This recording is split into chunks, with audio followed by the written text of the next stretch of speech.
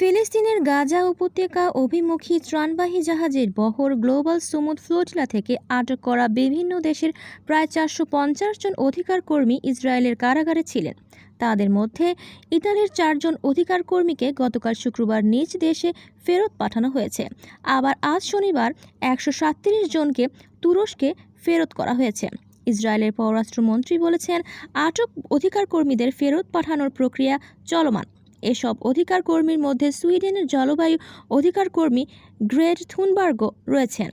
ইসরায়েলের পররাষ্ট্র মন্ত্রণালয় আজ শনিবার জানিয়েছেন, গ্লোবাল সুমুদ ফ্লোটিলার 137 জন অধিকার কর্মীকে আন্তর্জাতিক জলসীমা থেকে আটক করার পর ইসরায়েলে নিয়ে যাওয়া হয়েছে। পরে তাদের তুরস্কে পাঠিয়ে দেওয়া হয়েছে।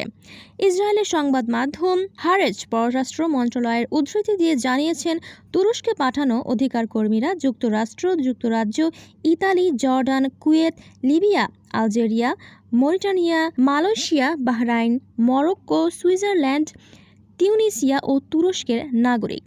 গাজায় ইসরায়েলি অবরোধ ভাঙার লক্ষ্যে যাত্রা করা গ্লোবাল সুমুদ ফ্লোটিলা এর আয়োজকদের শুক্রবার জানিয়েছে, ইসরায়েলি নৌবাহিনী তাদের 42টি জাহাজকে অবৈধভাবে আটক করেছে।